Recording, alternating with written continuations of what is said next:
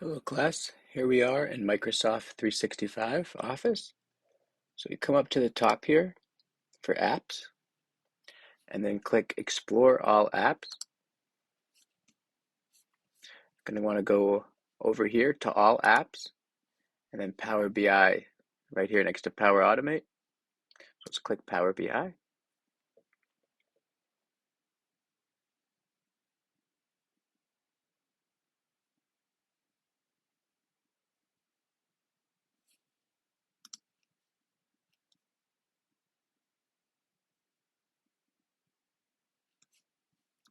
We go to My Workspace here, go to New Semantic Model, click Excel,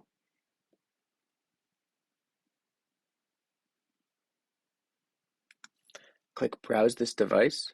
You could upload it to your OneDrive, or if you have Excel saved to your OneDrive, you just click right there. But if it's saved to your device, click this bottom left here, browse the device.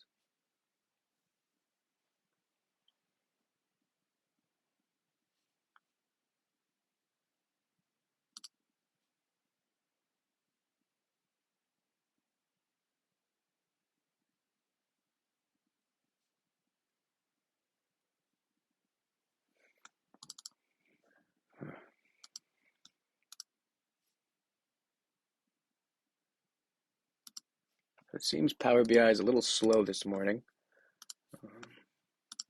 So let's go to OneDrive and upload the data set there. So go to My Files, go to Add New, File Upload. From the desktop right here, Assignment 2, Power BI, you upload it. There it is. Now we go back to Power BI, click Excel, and our OneDrive lives here. Just to see, it just doesn't want to open my device. So we click Assignment 2, Power BI, and we import it. And Power BI starts working. This is a whole bunch of AI tools working behind the scene here. Once we auto-create our report,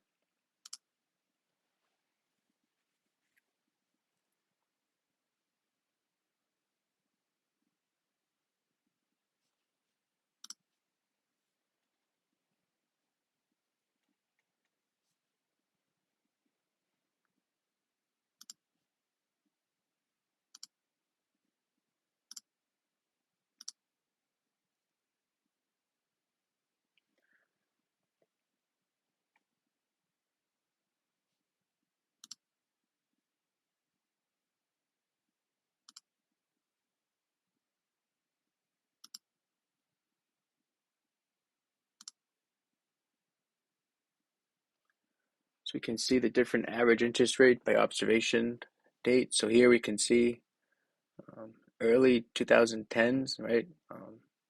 There's really not much return you could get if you're an investor. It's good if you're a borrower though, you're not paying much interest. Then we shoot up here. We came down right about during COVID, a little before.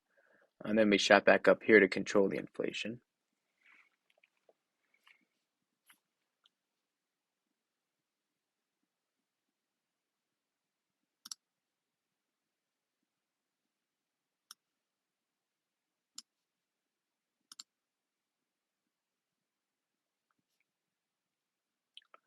So we get the average inflation by month, which could be interesting.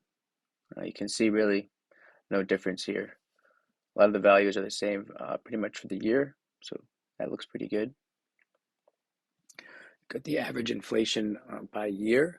So now we have started getting some insights here. In 1980, had the highest average inflation.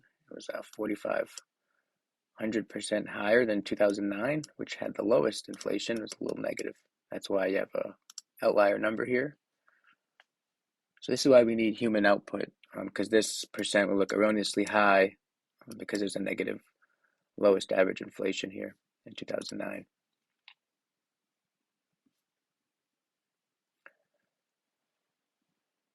So it gives you the range here. So 13.5 was the highest, 1980, 1970 followed. So these are just organized by inflation date in descending order.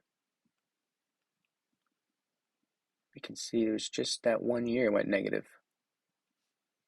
And this is kind of a cool way you can see the target inflation date from the Federal Reserve. Remember, to promote price stability around 2% to keep the balanced growth path so you don't have any deflationary environments. Remember, so consumers will kind of tend to keep cash in their pocket, looking for a lower price in the future, and that really chokes off consumption in the economy, and it really impacts the circular flow. We're really, really heavily consumption-based economy. So this is kind of cool here. You can drive insights into the 2% target. Sometimes it's a little over.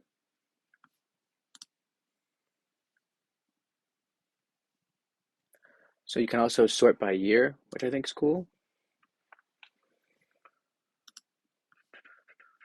And let's go ascending order here. So here, starting in 1955, you can see a little better the inflation differences here. Wow. You can see in the 70s, this is year-over-year increase too. So it's not even just the absolute value. So these are pretty large increases.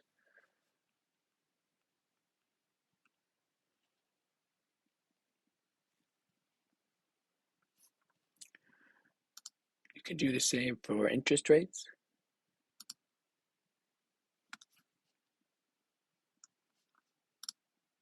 You can sort the axis by interest rate, sort by year, rather.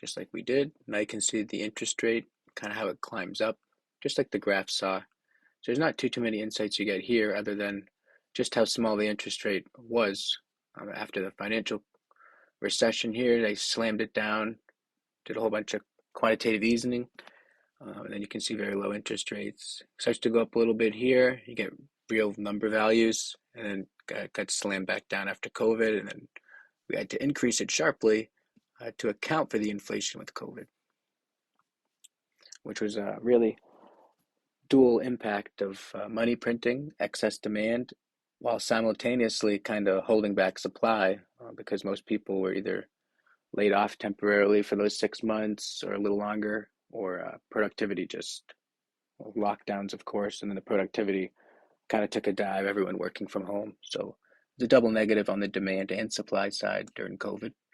And that's why we have so much inflation. So you can see that Excel, that 2D line graph is still pretty useful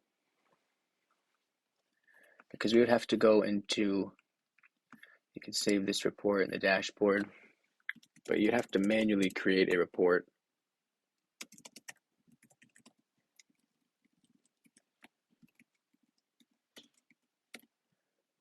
Manually create a report to probably replicate some of the stuff that we had in class.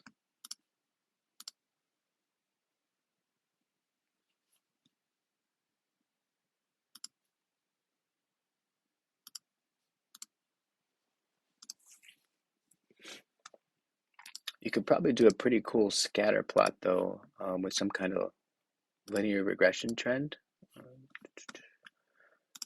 Just because we did have a pretty decently high correlation value of 0.70, so that might be something fun to do.